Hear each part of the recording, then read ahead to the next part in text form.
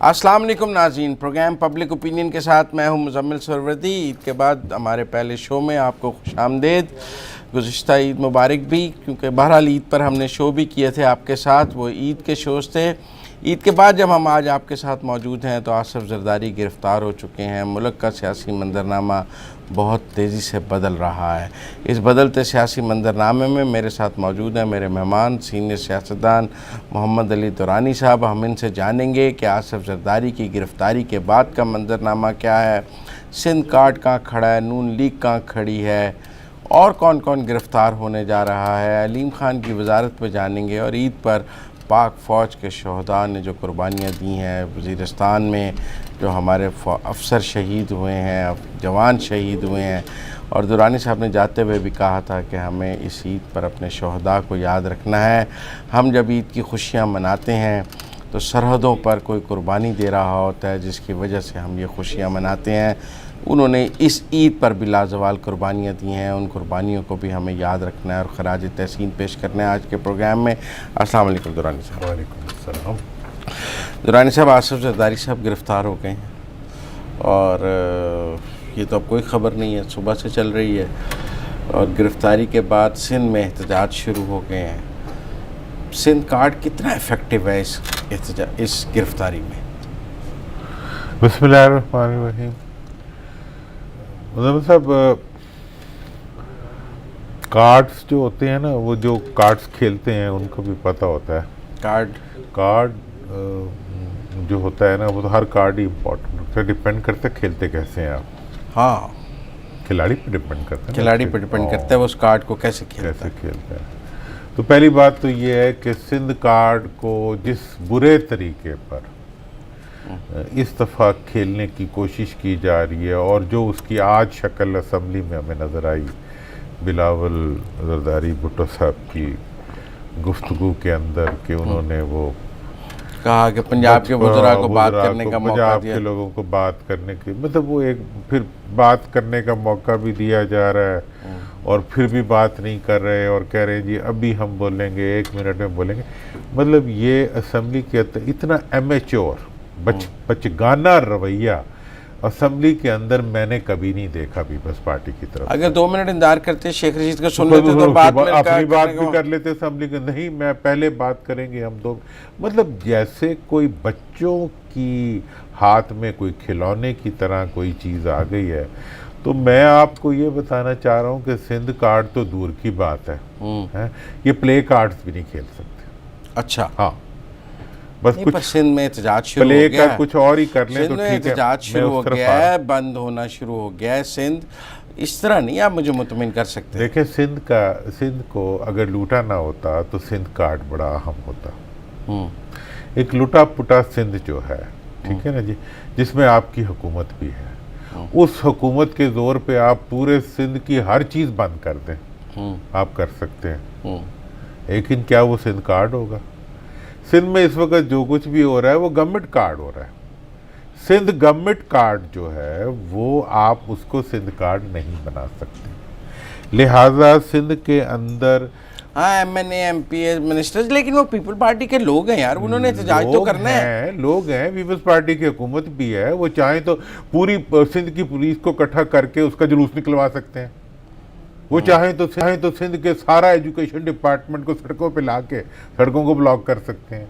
वो चाहें तो कराची के अंदर जो है पूरी म्यूनसिपल कॉरपोरेशन को इकट्ठा करके वहाँ के तमाम जो बेचारे सफाई करने वाले हैं उनके ज़रिए वो जुलूस निकलवा सकते हैं। तो बात ये है जनाब कि इस सारी सिचुएशन में ये वो पहले गिला करते हैं कि हम पंजाब में बैठ के ऐसी बातें करते हैं। देखिए, मैं तो हमेशा पंजाब में बैठ के सिंध के बारे में जो कुछ मैंने माजी में कहा है वो आप उसके विटनेस ही हैं। नहीं, आपने कहा है, लेकिन मैं ये कह रहा हूँ कि भाई आज आप बदले से हैं। करप्शन के इशू के ऊपर अगर एप्रीहेंड किया गया है तो इस वक्त पंजाब का मियां नवाज शरीफ साहब तो जेल में पड़े हुए। अगर फिर पंजाबी और वो बनना है, मेरा तो सारा ददयाल सिंध है, तो मैं तो सिंधी भी हूँ और तो मुझे समझ नहीं आती, कभी आप KPK चले जाते हैं, कभी KPK तो मैं पढ़ने गया था। अच्छा, तो अब मतलब ये है कि सिंध को हमारा तो नहीं, सिंध तो हमारा है, ठीक है ना जी, इनसे ज्यादा हमारा है। तो इस रेफरेंस से मैं ये बताना चाह रहा हूँ कि सिंध के अंदर जो कुछ हो रहा है वो अगर तो तहरीक चलानी हो तो तहरीक सड़क पे चलती है। जो पीपल्स पार्टी चलाना चाह रही है वो सिंध में ड्रामा चलाना चाह रही है। ड्रामा टीवी पे चलता है, असेंबली में नहीं चलता। और वो ड्रामा जो है वो सियासत में नहीं चलता, वो टीवी पे चलता है। उसके लिए आजकल तो चैनल भी अलग हैं, तो फिर वो न्यूज़ चैनल पे भी नहीं आ रहा आता, बल्कि वो जो है वो आता भी एंटरटेनमेंट के चैनल पे है। तो इसलिए जो तहरीक इस वक्त पीपल्स पार्टी वाले सिंध में चलाना चाह आपको रहे हैं, आसिफ जरदारी की गिरफ्तारी पर कोई बहुत बड़ी एहतजाजी तहरीक चलती सिंध में नज़र नहीं आ रही? देखें जी, मुझे तो आसिफ जरदारी की गिरफ्तारी के बाद पीपल्स पार्टी सिंध में मज़ीद कमज़ोर होती हुई नज़र आ रही है। ठीक है, आपका मतलब है वो रोब व दबदबा, वो हेजमनी, वो ख़त्म हो जाएगा। मतलब जो आपने शेर आया किया हुआ था, वो शेर आया और चला गया। अच्छा, तो इसलिए उसके नतीजे में मुझे सिंध में जो है, आप कुछ आज थके थके लग रहे हैं। नहीं, मैं बिल्कुल फ्रेश हूँ। तो ईद के बाद लगता है आराम नहीं किया नहीं, मैं बिल्कुल फ्रेश हूँ। चले आप फ्रेश हो गए। मुझे तो बड़ी उम्मीद थी कि सिंध में बहुत होगा, आपने तो सारी उम्मीद तोड़ दी। उम्मीद आपको क्यों थी? मैं इसलिए बता दें, बात यह है हुकूमतों को समझना चाहिए कि जो हुकूमतें आवाम की खिदमत करती हैं। अगर एक सूबाई हुकूमत एक रियासती इदारे नैब के ख़िलाफ़ तहरीक चलाए और अगर वो मेरा मतलब है कि सूबाइयत का कार्ड भी खेले, तो आइन में इसकी ममानियत तो नहीं है। आइन का क्या ताल्लुक है इससे? कानून में ममानियत नहीं, कानून का क्या ताल्लुक है इससे? फिर कहाँ मना है? मना कहीं भी नहीं है, ये तो चल ही नहीं सकता। इसलिए कह रहा हूँ, देखिए ना, बात ये है कि सिंध के अंदर आपकी हुकूमत है, आपकी हुकूमत को कोई नहीं छेड़ रहा। हाँ, क्योंकि आज पंजाब की जो तस्वीरें आई हैं, गुजरांवाला में 8 लोग थे, लाहौर में 12 लोग थे। नहीं, आप क्या तहरीक चलाना चाह रहे हैं आप? कि भाई आपके एक बेनामी अकाउंट्स निकले, आपके अकाउंट्स में से पैसे निकले, आप पे सर्टेन चार्जेस ऑफ करप्शन है, आप पे सर्टेन चार्जेस ऑफ असल में वो कह रहे हैं हमारे साथ नाइंसाफ़ी हो रही है। वो क्या हो रही है? वो कहते हैं नवाज शरीफ जेल गया है जब उसको सजा हुई है, हमें तफ्तीश में पकड़ लिया। शहबाज शरीफ साहब को भी तफ्तीश में पकड़ा। मैं कह रहा हूँ आज आप थके हुए हैं। नहीं, मतलब सवाल जो है, मुकाबला नवाज शरीफ से करते हैं का। देखिए बात ये है, मुख्तार भुट्टो ने ट्वीट किया है कि नवाज शरीफ की गिरफ्तारी के बाद उन्हें सजा के बाद उन्हें, हम बच्चों के साथ बच्चों की तरह ही ट्वीट करते हैं, बच्चों की किसी सादगी को अब यहाँ बच्चों नहीं चलाना है जी। आपको बड़े तो अंदर जा रहे हैं, अब तो बच्चों का मौसम है, तो बड़े तो जेल में हैं। देखिए बच्चे जो है वो लूडो खेला करते हैं, उन्हें लूडो खेलनी चाहिए। वो आज बिलावल साहब का मैंने आपको बता दिया कि वो असेंबली के अंदर मतलब सियासत नहीं कर रहे थे, लूडो खेल रहे थे। तो अब लूडो खेलने के लिए, तो फिर लूडो के लिए अब उसका हम क्या डिस्कस करें? मतलब एक बचकाना सी हरकतें जो इस वक्त हो रही हैं, उनको अब हम यहाँ बैठ के सीरियस डिस्कस करेंगे, हम आपको क्या बताएंगे कि हम जिस शर्मिंदगी के साथ हम गुजर रहे हैं। हम मतलब इतने बड़े बड़े पीपल्स पार्टी के सारे लीडर जो हैं, अब आज असेंबली के अंदर आप देखें क्या हुआ है।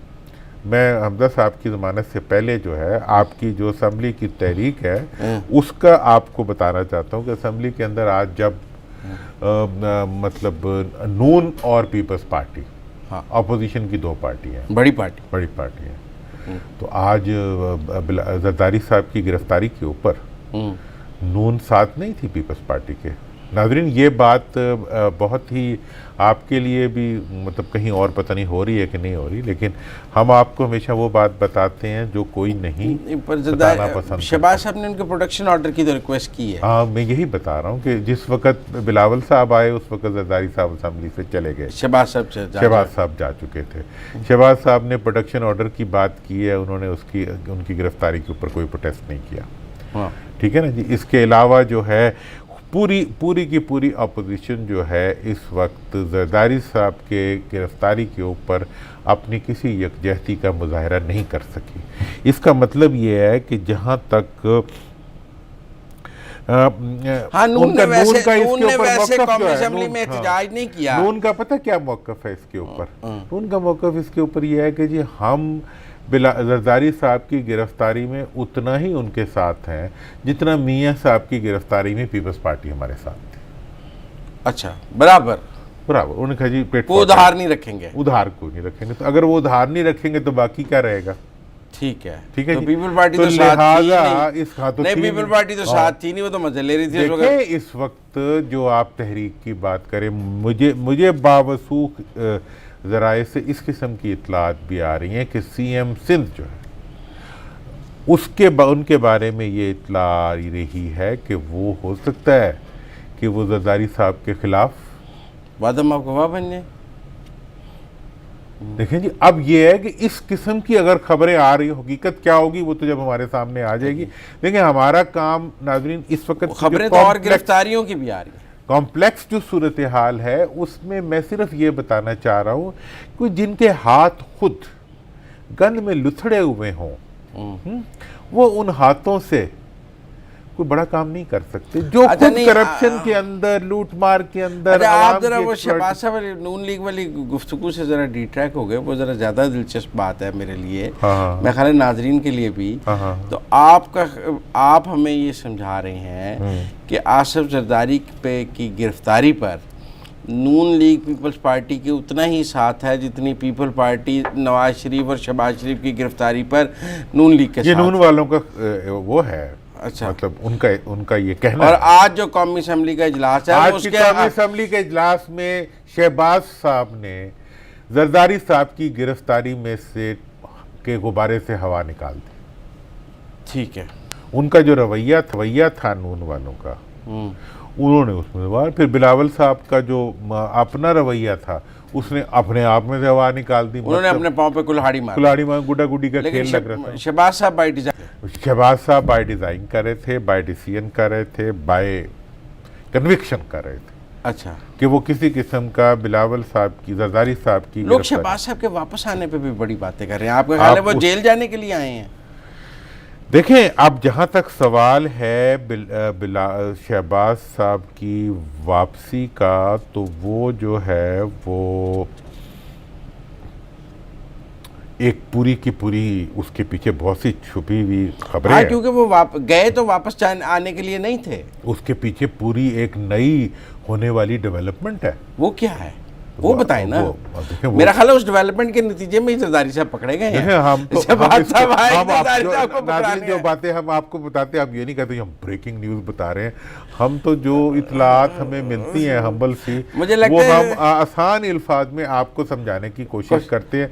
वो फिर अगला हफ्ता पूरी वो ब्रेकिंग न्यूज़ बन के चलती रहती है, उस पर हमें कोई इतराज़ नहीं है। आप ये कह रहे हैं कि शहबाज साहब जरदारी साहब को गिरफ्तार कराने लंदन से लौट आए। देखें जी, एक बात तो ये है कि अब देखें, जरदारी शहबाज साहब ने अपनी तकरीर के अंदर सिर्फ उतनी फरमाइश की कि जरदारी साहब के प्रोडक्शन ऑर्डर निकाल दिए जाए, बस इतनी।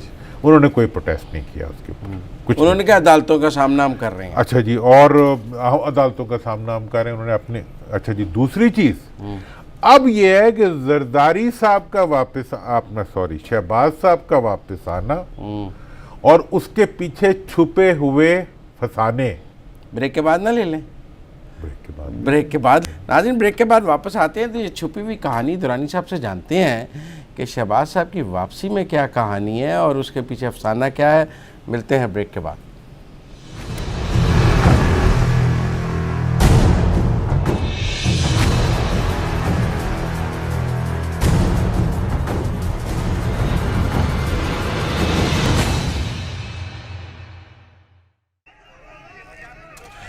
ब्रेक के बाद खुशामदीद नाज़रीन। हम बात कर रहे थे, दुरानी साहब हमें बता रहे थे कोई एक कहानी शहबाज साहब की वापसी की। जी दुरानी साहब, क्या कहानी है शहबाज साहब की वापसी की? देखें, शहबाज साहब का जहाँ तक वापसी का ताल्लुक है, शहबाज साहब वापस आ गए। हाँ, लेकिन आप कहानी बता रहे थे, उसके पीछे अफसाना बता रहे थे ब्रेक पर जाने से पहले। अच्छा, नाज़रीन भूलते नहीं है ना, मैं तो भूल भी जाता हूँ। हाँ, आप तो भूल भी जाते हैं। मैं कह रहा था कि आज वो आया, इकोनॉमिक सर्वे ऑफ पाकिस्तान भी आया है, उस पर भी बात कर लेते हैं आज। लेकिन उस पर मैं तो चाह रहा था कि उस पर क्या बात करेंगे।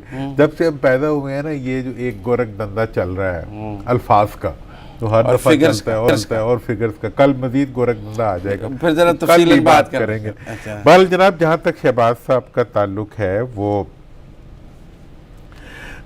एक नई नून के बारे में एक चीज़ आप बड़ी इंटरेस्टिंग देखेंगे कि वो कभी हार नहीं मानते। अच्छा, वो एक में से एक हिकमत अमली, नई में से नई हिकमत अमली निकालने की कोशिश करते हम रहते हैं। हमा जहत और हमा वक्त, और उनके तमाम लोग जो हैं वो मुख्तलिफ एंगल से जो है ना वो ठक ठक ठक ठक ठक ठक करते रहते हैं। पिछली दफ़ा शहबाज साहब फेल हो गए तो वो बाहर चले गए, तो मियाँ साहब निकल आए, वो उन्होंने जुलूस निकाल दिया गिरफ्तारी के वक्त, वो फेल हो गया, कोई बात नहीं, कोई शर्मिंदगी नहीं, आगे टुर पड़े। तो जनाब अब जो है शहबाज साहब जो आए हैं वो एक नई हिकमत अमली के साथ आए हैं। अच्छा, चेन ऑफ प्लान। हाँ, चेन ऑफ एक्टिविटीज़ लेके आए हैं, जिसके लिए मियाँ साहब के लिए एक नई सियासी राहदारी की तैयारी जो है, फिर एक और नई सियासी, वो हमने हमेशा से कहा था कि safe political passage, safe political passage, जिसको लोग कहते हैं जी एनआरओ का उस पर एक्सप्लॉयटेशन आ जाती है। ये जो है ये एक सेफ पॉलिटिकल पैसेज के लिए वो दोबारा से उन्होंने एक नई, अब बीमार होना शुरू हो गए हैं, वो कह रहे हैं आपके हार्ट नहीं है, आपके फॉलेज है। तो उसके अब का जो प्लान है वो ये है कि शहबाज साहब ने इससे पहले बहुत से वादे किए, हुकूमती मुख्तलिफ, हुकूमती नहीं, हुकूमती होते हैं, हुकूमती मुमलिकती इदारों के साथ, ठीक है ना जी, और हुकूमत को बदनाम करने अच्छा की क्या जरूरत है? और वो हमेशा मियाँ साहब ने उनको अगड़ पिछड़ कर दिया, ठीक है जी। इस दफा शहबाज साहब ने कहा जी मैंने तो कोई वादा नहीं करना और मैंने कोई कमिटमेंट कोई मीडिएट नहीं करना, कोई मीडिएट नहीं करना, जो कुछ करना है मियाँ साहब आप करें, खुद करें। और मियाँ साहब ने टेक ओवर भी कर लिया पिछले 15 तो मियाँ साहब ने पिछले दिनों में टेक ओवर भी किया था। उधर से उन्होंने प्लान किया कि खाकान अब्बासी, हमने नाजरीन आपको हमेशा इस चीज़ से बाखबर रखा है। मुझे अक्सर जो हमारे नाजरीन है उनका मैसेज मिलता है कि यार जो बात कर रहे हो उसको ज़रा एक्सप्लेन कर दिया करो। अब जो बात मुजम्मिल साहब ने शुरू की है वो ये है कि शहबाज साहब वापस आए हैं, तो वो किस प्लान के तहत आए हैं उसके ऊपर मैं इनको ब्रीफ कर रहा हूँ कि जो मेरी इत्तलात हैं, जो जिसमें से कुछ इनकी भी हैं, नहीं आप ही की हैं। ठीक है, मुझे ना इसमें डाल।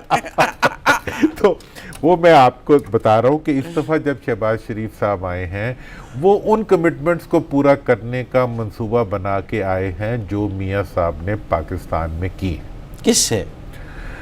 हुकूमत से। नहीं अच्छा, देखिए यहाँ दुरान साहब आप रियायत करके आप जो देखे, मैं वो कहूंगा जो मेरा दिल करेगा, आप वो सुने जो आपका दिल करता है। नहीं कैसे सुने? बोलिए आप सुन ले, आप लोगों को वैसी आदत होती है अपनी मर्जी की बात करना, ठीक है ना। तो अब उन्होंने हुकूमत से ये जनाब, हुकूमत बेचारी को बदनाम ना करें। अच्छा जी, अच्छा उन्होंने ये कहा है जिसको जिसने जो समझना, अच्छा जी, उन्होंने ये कहा है कि अब जो है मियाँ साहब और मरियम जो है अब वो मुल्क से बाहर जाएंगे, मान गए जाने के लिए मान गए, ठीक है ना जी। पहले भी वो तैयार ही थे, लेकिन अब उन्होंने कहा है कि मैं जाता हूँ। पहले वो उन्होंने उनको लॉन्च किया था खाकान अब्बासी साहब को और दूसरे अपने टीमों को, मरियम साहबा को, कि यहाँ कोई वो एक इनकलाबी तहरीक चलाएंगे। वो उन्होंने देख लिया कि यार इनकलाब के लिए ये धरती जो है, ये जो जिन्होंने लूटमार की हो, ये धरती उनके साथ सड़कों पर निकलने के लिए तैयार नहीं है। बिलावल साहब को भी यही पता चलेगा और मियाँ साहब को पता चले। मियाँ साहब जल्दी समझ जाते हैं, तजर्बाकार हैं, तो उन्होंने फौरी तौर पे अपना प्लान 2 लॉन्च कर दिया, जिसके तहत अब वो और मरियम बीबी जो है मुल्क से बाहर जाने का प्लान कर रहे हैं। और पीछे से वो कहते हैं कि मामलात को जो है वो शहबाज साहब पाकिस्तान में देखेंगे। तो शाहिद खाकान का क्या बनेगा? एक उन्होंने वादा किया है, और ये जो है ये बहुत बड़ी खबर भी है नाजरीन। उन्होंने ये कहा है कि हम पीपल्स पार्टी और पीटीएम इनके साथ हम अपना कोई रिश्ता नाता मजबूत इस्टेब्लिश नहीं करेंगे। मैं आपकी खबर की तस्दीक करता हूँ, पूछे कैसे?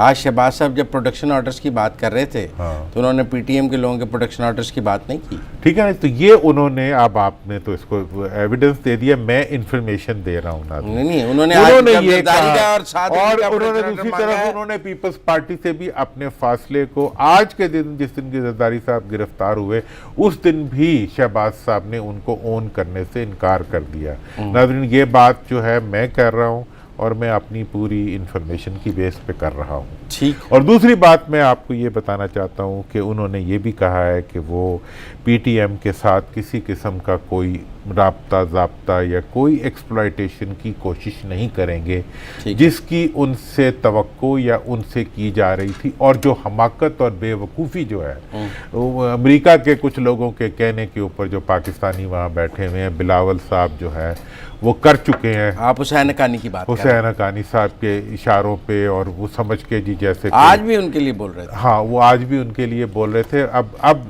इन्होंने बहरहाल अपने तजर्बे की बुनियाद अच्छा, लेकिन इसमें एक बात है, आज स्पीकर साहब ने बड़ा क्लियर किया। किसी ने उनसे पूछा कि आपने वो 2 MNAs के लिए प्रोडक्शन ऑर्डर नहीं दिए, उन्होंने कहा किसी ने दरख्वास्त दी है। उनकी दरख्वास्त ही नहीं दी। ये जो हमाकत होती है, जो आज जरदारी साहब की दरख्वास्त फौरन दे दी। बेवकूफ़ियाँ जो होती हैं, जो सियासी अहमक किया करते हैं, वही काम सारे जो है अनफॉर्चुनेटली पीपल्स पार्टी की लीडरशिप की तरफ से भी हो रहे हैं और बाद और लीडर अच्छा, इस लोग कह रहे हैं और गिरफ्तारियां होंगी अगले चंद दिनों में। अच्छा जी, अब ये है कि इस वक्त वो बात मैं हमेशा से कहता रहा हूँ और मैं फिर भी कहूँगा कि पाकिस्तान के अंदर जो लूट मार और पॉलिटिकली एक्सपोज पर्सन्स का प्लंडर है, उसके अगेंस्ट जो वक्त का पहिया है वो नहीं रुकेगा। जिन लोगों के अगेंस्ट आप कहते हैं, जबकि हम ये कहते हैं कि ये एहतसाब एक ड्रामा है, ये खत्म हो जाएगा आज। मैंने इन्हें ये कहा है कि ये एहतसाब हमारे यहाँ वालों ने शुरू नहीं किया, ये अल्लाह मियाँ ने शुरू करवाया है। और इसमें जो बैनुल अक़वामी क़ुव्वतें हैं उनको अल्लाह ताला ने पाकिस्तान के मज़लूमों के पीछे ला के खड़ा कर दिया है। और अब वो ताकतें जो हैं वो माजी के लुटेरों को बर्दाश्त नहीं करेंगी। और नाज़रीन, मैं एक और आपको तारीख़ी बात आज बताना चाहता हूँ, वो ये है कि दुनिया की तारीख़ में कभी किसी मारूफ लुटेरे के बच्चे सियासत में चल सके। इसलिए ये आपको मैं तारीखी तौर पर समझा भी दूंगा कि पाकिस्तान की सियासत में इन लुटेरों के बच्चों का मुस्तकबिल नहीं है, चूँकि इनके वालिदैन ने दुख दिए हैं, यहाँ के अवाम को, इस मट्टी को दुख दिया है, इस मट्टी पे बसने वाले मजलूमों को दुख दिया है। इसलिए इनका ना सिंध कार्ड चलेगा, ना इनका पंजाब कार्ड चलेगा, ना इनका कोई वलैती कार्ड चलेगा, ना इनका कोई देसी कार्ड चलेगा, ना इनका लूटमार कार्ड चलेगा, ना इनका धमकी कार्ड चलेगा। और गिरफ्तारियां होंगी। गिरफ्तारियों का अमल जो है वो जारी और सारी रहेगा। अच्छा, हाँ। मैं वो हमजा साहब की जमानत की बात कर रहा था, आप बात दूसरी तरफ ले गए। देखें जी, हमजा साहब की जमानत अल्लाह करे हो जाए, जब हो सकता है ना भी हो, क्योंकि अब मौसम जो है वो जमानतों के कैंसिल होने का शुरू हो गया है। आगे अल्लाह खैर करे, ठीक है ना जी। कि जी आप बजट भी आ रहा है और डिफरेंट जो वो भी रेफरेंसेस भी फिर रहे हैं, बाकी चीज़ें भी हो रही हैं। तो इस वक्त मुझे मुस्तकबिल करीब के अंदर कोई हुकूमती ओहदेदार भी पकड़ा जाएगा या सिर्फ अपोजिशन ही पकड़ी जानी है? देखिए, सिर्फ अपोजिशन को आप नहीं पकड़ सकते। अगर आपने अपने आप को गैर जानिबदार रखना है तो आपको हर उस बंदे को गिरफ्तार करना पड़ेगा या उसके खिलाफ केस बनाना पड़ेगा जिसके ऊपर शिकायत आएगी, और कोई पोटेंट शिकायत आएगी, कोई विजिबली। लोग भाई सवाल यही कर रहे हैं, लोग कहते हैं कि जी हमें तो तफ्तीश में पकड़ लेते हैं, उनकी तफ्तीश बगैर गिरफ्तारी के। जिन लोगों की आप बातें करते हैं ना, मेरा ना उनसे कोई हमदर्दी है ना मुझे उनकी ना, बात बड़ा वजन है उनकी बात में इतना वजन है कि अगर उनकी करप्शन को हाथ लगाओ तो जमहूरियत को खतरा हो जाता है। वो कहते हैं सब चोर पकड़े हैं, अकेले उनको ना पकड़े। बात में ये है कि जी अच्छा मैं चोर हूं, मुझे तो पकड़ो, फलां चोर है उसको भी पकड़ो। और तू अपनी गल कर यार, नहीं, बाकी उसकी तो क्यों ना करूं? कैसे करूं? आप अगर आप पे FIR होती है, आप पे कोई चोरी साबित होती है, आपको कोई गिरफ्तार करे, आपके मुझे नहीं गिरफ्तार कर सकते। वो दुरानी साहब ने भी चोरी की, उन्हें भी गिरफ्तार करो। Who the hell you are कि आप मुझे गिरफ्तार करवाए? मुझे गिरफ्तार पुलिस करेगी, जब करेगी आपको गिरफ्तार। आप टारगेटेड एहतसाब करने की तरफ चले जाते हैं ना। टारगेटेड को यही अब मतलब ये फिर आगे भी बात कर लेंगे, लेकिन यही मौक़िफ़ है इस वक्त सिर्फ, चलें, जो कि एक नकारा चलता हुआ मौक़िफ़ है। चलें, मुझे ब्रेक लेनी है, ब्रेक के बाद वापस आएंगे। खबरें चल रही हैं कि अलीम खान साहब डिप्टी वज़ीर आला दोबारा बन रहे हैं। बहुत अहम बात है, और दुरानी साहब से इस पे जानेंगे कि अलीम खान साहब डिप्टी वज़ीर आला दोबारा बन रहे हैं, ज़मानत उनकी हुई है, रेफरेंस उन पर मौजूद है, कैसे वो डिप्टी वज़ीर आला जब बन रहे हैं। मिलते हैं ब्रेक के बाद।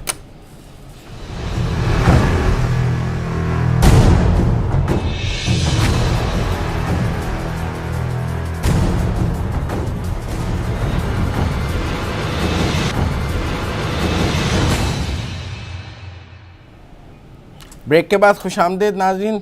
रानी साहब, ये अलीम खान की ख़बरें चल रही हैं, दोबारा डिप्टी वज़ीर आला, लोकल गवर्नमेंट की मिनिस्ट्री, सीनियर मिनिस्टर वापस उस स्टेटस पर बहाल हो जाएंगे? क्या ख्याल है? वो तो खबरें तो आ रही हैं, टिकट चल रहे, ब्रेकिंग चली हैं, ब्रेकिंग चल चली हैं सब चैनल्स पे, सब जगह, कि वो फैसला हो गया और वो हलफ ले लेंगे। बजट से पहले ले लेंगे, बजट के बाद लेंगे। देखिए, मतलब जो खबरों को पे जाएं अगर, तब तो मतलब हलफ हो बजट से जाना, पहले ही हलफ हो बजट से आ जाए। लेकिन अब जो अंदर से मतलब ज़मीन दोस्त खबरें आ रही हैं, वो इससे मुख्तलिफ आ रही हैं। वो क्या आ रही हैं? अंडर करंट जिसे बोलते हैं ना, वो ज़मीन के नीचे से घर करके जो खबरें आती हैं, उसके मुताबिक ये है कि जी बुज़दार साहब से जब कहा गया कि अलीम खान साहब को वज़ीर बनाएं, तो ऑब्वियसली मतलब प्राइम मिनिस्टर की तरफ से कहा गया होगा। तो और क्या कोई कह सकता है? तो उन्होंने कहा जी कि उन्हें वज़ीर नहीं बनाए, उन्हें वज़ीर आला बना दें। अच्छा, वज़ीर नहीं बनाए? हाँ, वज़ीर आला। ये इसका क्या मतलब हुआ? मतलब उसका उनका ये था कि जनाब, अगर उन्हें सीनियर वज़ीर या उन्हें वज़ीर बनाना है तो फिर मेरी रिट जो है वो इस्टेब्लिश नहीं होती। ठीक है, as chief minister. As chief minister ठीक है, पैरेलल गवर्नमेंट बना लेते हैं। अलीम खान साहब 90 पे दफ्तर बना अब मुझे नहीं पता बनाते हैं कि नहीं बनाते, वो आपको एक पता होगा। परसेप्शन बन जाता है। परसेप्शन मुझे भी नहीं पता परसेप्शन बनता है या नहीं बनता, अच्छा, लेकिन चले इतना मैं कह देता हूँ हाँ, कि बन वो जाता है। तो जो आपने कहना हो आप कह सकते हैं। मैं तो हार्ड जो इन्फॉर्मेशन है मतलब हमारे हिसाब से बड़ी अच्छा, तो बावसूख बुज़दार साहब ने कहा कि मैंने नहीं कैबिनेट में लेना। बुज़दार साहब ने कहा जी कि कैबिनेट में मैंने नहीं लेना, अगर आप उन्हें लाना चाहते हैं तो फिर उन्हें एज वज़ीर आला लें। अच्छा, वज़ीर नहीं बनाया। लेकिन अगर वो वज़ीर बनेंगे तो पीछे जो मेरे पाँव नहीं लगने दिए उन्होंने 8-6 से महीने, वो जब तक वो वज़ीर रहे तो वो मेरे खिलाफ जो है वो एक बिल्डअप करते रहे, और उन्होंने मेरा जो है वो मुझे काफ़ी नुकसान किया। उन्होंने इस चीज़ से भी इनकार किया, वो पहले भी वैसे उन्होंने किया था कि 90 शाहराग के ऊपर मैं दफ्तर उनको नहीं दूंगा, जो कि पहले उन्होंने ले लिया था उनसे। पीएम से क्या वो दोबारा यही बात उन्होंने कही कि जी मैं उनको नहीं दूंगा। और उनका ये ख्याल है कि अगर बाबर अवान साहब इंतज़ार कर रहे हैं अपने रेफरेंस से बरी होने का, तो इनको भी रेफरेंस से बरी होने का इंतज़ार करना चाहिए। वजन है वैसे बुज़दार साहब की बात में, आपको लग रहा होगा मतलब आप पे हेलीकॉप्टर की हवा का भी दबाव है। नहीं, मैं बाबर अवान साहब वाली बात से लगा अच्छी पेश किया। तो मेरा तो जो इसके बारे में मुझे जो मुख्तलिफ ज़राए से आप जैसे दोस्तों के ज़रिए जो खबरें मिली, उसके हिसाब से मेरे लिए, चूँकि ये बड़ी एक नाज़रीन देखें, एक तरफ ये खबरें आ रही थी कि अलीम खान साहब जो है वो बस हलफ लिया के लिए हैं, भी सबके दोस्त हैं, हमारे भी दोस्त, हमने कहा चलो आ जाएंगे तो मतलब वो वापस आ जाएंगे, दिल शिकनी हुई भी है उनकी। लेकिन अब पता ये चला है कि वज़ीर आला ने स्टैंड ले लिया है। अब ये कितना सही है या गलत है, अगर हल्फ उठा लिया तो फिर हम कहेंगे ये हमारी ये इन्फॉर्मेशन गलत है, फिर पीएम प्रिवेल कर जाए। हाँ, पीएम प्रिवेल कर जाए। लेकिन आज तक की इत्तला के मुताबिक ये है कि बुज़दार साहब ने इसके ऊपर स्टैंड लिया है कि मैं उन्हें एज वज़ीर नहीं ले सकता, ना एज सीनियर वज़ीर ले सकता हूँ, कि उनके वज़ीर या सीनियर वज़ीर बनने से फिर मैं वज़ीर आला की हैसियत से काम करने में मेरी रिट नहीं रहती। तो लिहाजा उस सूरत में फिर मैं ये सजेस्ट करूँगा कि उनको वज़ीर बनाने के बजाय उनको वज़ीर आला बना दें। ठीक है ना जी। हाँ, ये भी है। दूसरी तरफ ये भी खबर आ रही है कि जहांगीर तरीन साहब से भी आजकल बुज़दार साहब के कोई ताल्लुकात ज़्यादा अच्छे नहीं है। अच्छा, हाँ, बुज़दार साहब फिर फुल फॉर्म में, ताकत में है। इसका मतलब ये है कि बुज़दार साहब जो है वो अब उस घोड़े पे सवार हो चुके हैं जिसे वज़ीर आला कहते हैं। तो अब इसमें ये देखते हैं कि अब ये घोड़ा जो है कितनी जोर से भागता है और कितनी तेज भागता है और कहाँ तक भागता है। इसका मतलब है अभी अलीम खान साहब का हलफ तो रुक गया? नहीं, मुझे नहीं पता रुका है कि नहीं रुका। तो चॉइस सर्वर भी मुश्किल में नजर आ रहे हैं। हाँ, चॉइस सर्वर साहब की भी खबरें आ रही हैं, उस पर फिर बात करेंगे। वो भी मुश्किल में है। तो लेकिन बैठे हैं माफी के लिए, माफी मिल नहीं रही उन्हें। चलें, वो अब आपकी खबर है, हमारे चूंकि बहुत दोस्त हैं। Thank you. चले, मुझे ब्रेक लेनी है, ब्रेक के बाद आएंगे तो पाक फ़ौज के उन शहदा की बात करेंगे जो दुरानी साहब हमेशा करते हैं, और मैं दिल से इनकी इस बात का मुतरफ़ हूँ कि हमें अपने फ़ौज के और सिविल इदारों के कानून नाफिज करने वाले शहदा को हर वक्त याद रखना है, उनको खराज तहसीन पेश करना है। मिलते हैं ब्रेक के बाद।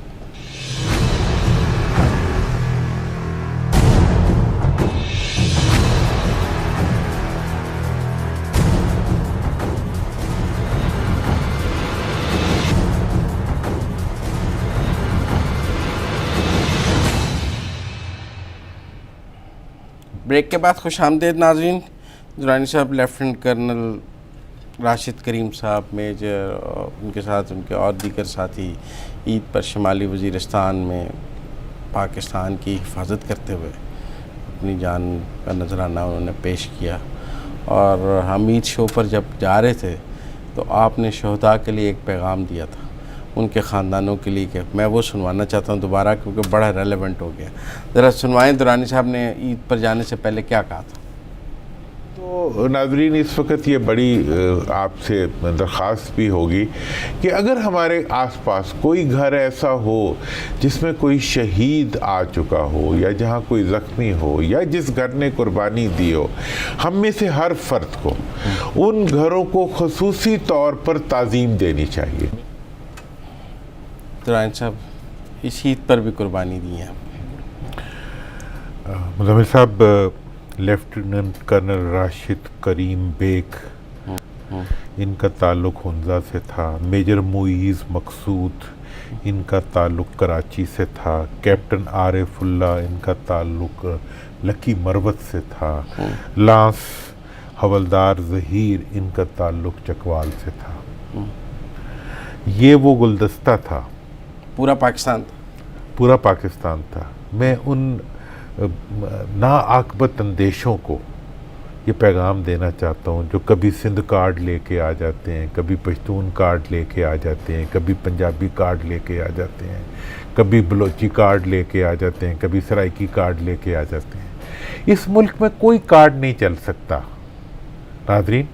इस मुल्क की हिफाजत करने वाला गुलदस्ता सिर्फ हिफाजत करने वाला नहीं, अपने खून का नजराना देने वाला गुलदस्ता जो है, उसमें इस खित्ते के हर इलाके का लहू शामिल है। इस मुल्क की दिफा और इस मुल्क की हिफाजत के लिए पूरे मुल्क ने कुर्बानियां दी हैं। तुम क्या सोचते हो कि तुम इस मुल्क को नुकसान पहुंचा सकोगे, इस मुल्क में तकसीम ला कर सकोगे?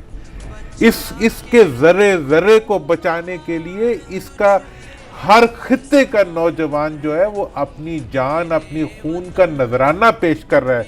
देखें, ये इस वक्त जो है कर्नल मुईज़ की, कर्नल राशिद करीम साहबा की जो माँ है, उनके बच्चे जो है वो आपके सामने हैं। इस कौम को कोई शिकस्त दे सकता है? इस कौम को कोई तकसीम कर सकता है? इस कौम को कोई एक्सप्लॉइट कर सकता है? इस कौम को कोई शिकस्त दे सकता है? नामुमकिन है।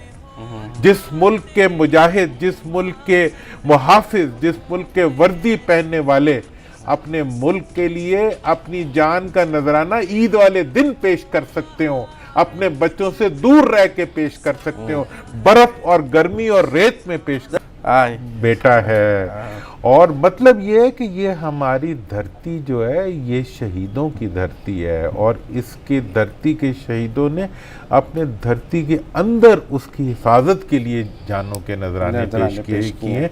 इसलिए जो सबसे बड़ा दिफा है पाकिस्तान का सबसे बड़ा आइन जो है पाकिस्तान का सबसे बड़ा आइन जवां मर्दा है। पाकिस्तान का सबसे बड़ा आइन पाकिस्तान की मुकद्दस सरहदों की हिफाजत करने वाला आइन है। और वो आइन जो है, बहरहाल हमने बहुत खराज तहसीन पेश, और इनका जो खून है वो हम पर कर्ज है, और शहीद की जो मौत है वो कौम की हयात है, और शहीद कभी मरता नहीं है, और इनके खून से ही हमारा दिफा ज़ामिन है। आज के लिए इतना ही। कल दोबारा आपसे प्रोग्राम में मुलाकात होगी। अपने मेज़बान मुज़म्मिल सरवर्दी को और दुरानी साहब को, हमारे मेहमान को इजाज़त दीजिए। अल्लाह हाफ़िज़।